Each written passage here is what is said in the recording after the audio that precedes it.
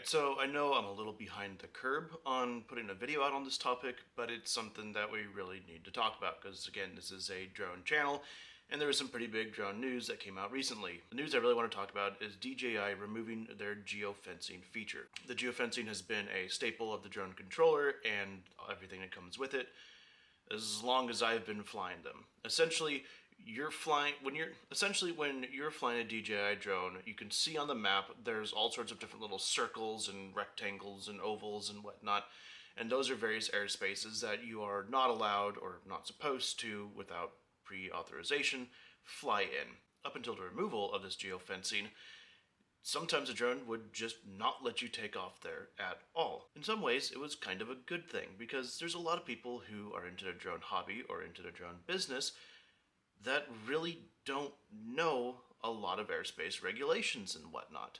And the geofencing was kind of a good seatbelt of sorts to say, hey, no, you've got to fly by the rules. You've got to make sure you stay out of this airspace. But it's one of those things that you can't always rely on.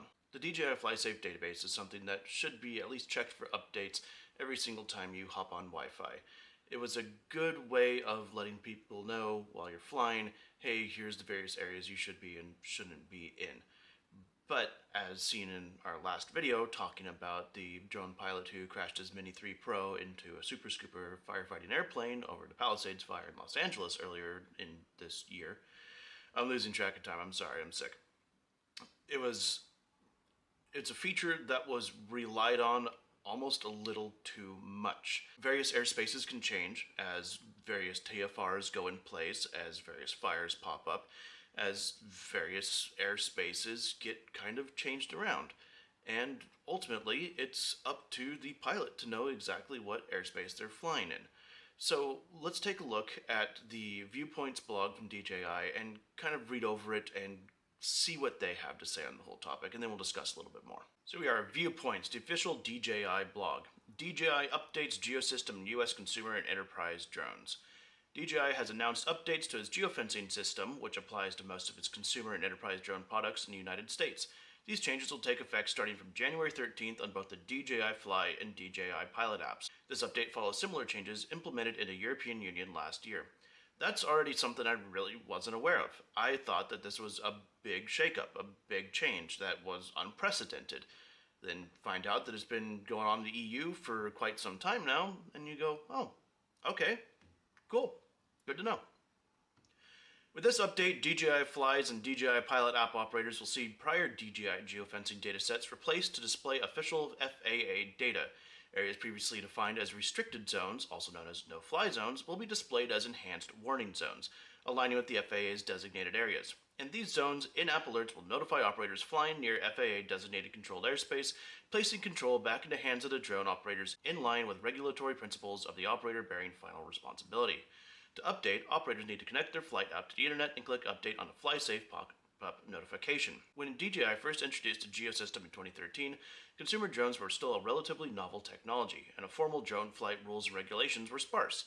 The geofencing system was created as a voluntary built-in safety feature to help foster responsible flight practices and prevent DJI drone operators from unintentionally flying in restricted airspace, such as around government buildings, airports, or prisons. Basically, it goes on talking about how the Geo update has been active in the UK and several EU countries since January 2024. That's really all I need to know right there. The EU has way more regulations about drones than we do, pretty sure. In their own words right here, this is essentially placing it so the responsibility ultimately goes onto the pilot. I can kind of see it as sort of a liability sort of factor, especially as seen with, again, the most recent crash, where the lawyers for the pilot are saying that he relied on the geofencing system in order to prevent his drone from going anywhere and doing that. Now, with all they're doing is saying, hey, you shouldn't be flying here, they're not locking you out. If someone is flying and they fly into restricted airspace and they think, oh, the drone's going to keep me from flying here if I go anywhere I'm not supposed to be, now that liability is completely removed from the company and it goes back onto the pilot themselves. As I said in the beginning, I think this could be kind of a bad thing in some ways, because there's a lot of people who are very ignorant of drone laws and whatnot, but ignorance is not always an excuse. When you are putting something into the air, you are ultimately taking full responsibility and full liability for what is going into the air. You're up there with helicopters and airplanes, and those vehicles have people on them. Yours does not, and you need to treat it as so. Similar to crosswalks, how pedestrians always have the right of way, manned aircraft always have the right of way. That's one of the big things to hammer into you when you're getting your Part 107 is you can fly in the same airspace as other aircraft, other manned aircraft.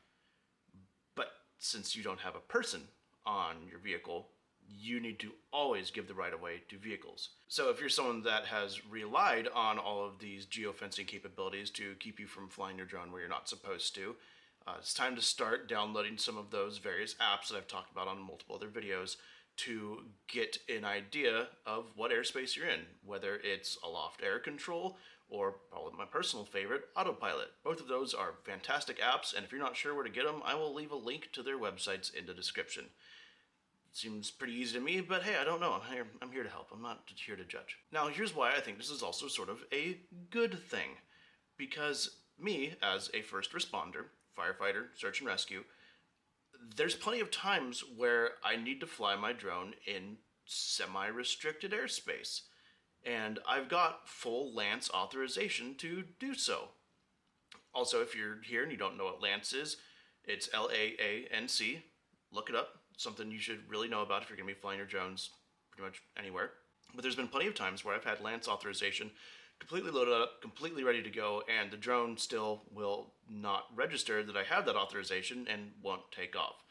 With this, now, as long as the tower knows I'm out there doing my job, and they know exactly where I'm going to be, they know exactly how to contact me, because when I submit the Lance authorization form, I'm giving them over my pilot's license number, my cell phone number, my email, so they can easily contact me and let me know if I need to ground for whatever reason. I can tell them exactly how long I'm going to be out there. I can map out the exact mission area of where I'm going to be, and they'll have that idea of, hey, there's a drone in the air. And now, the geofencing gone, I don't have to worry about being locked out because I don't have 3 different systems that won't all talk to each other. For professionals, I really see the removal of geofencing for DJI as a kind of net positive sort of thing. For people who are just getting into the hobby, who don't know much about it, I could see it being kind of troublesome. But that's one of the big reasons I kind of started this whole channel anyways, is to kind of educate people who don't know a lot about the rules, regulations, and obviously some of the software and cool things you can do with drones, to kind of open your eyes and get you thinking of, oh, hey, there's way more out there than just putting up a tiny flying robot with a camera attached to it and calling it good. I made plenty of mistakes that there's no way in hell I'm going to admit to them on YouTube when I first started doing my whole drone thing.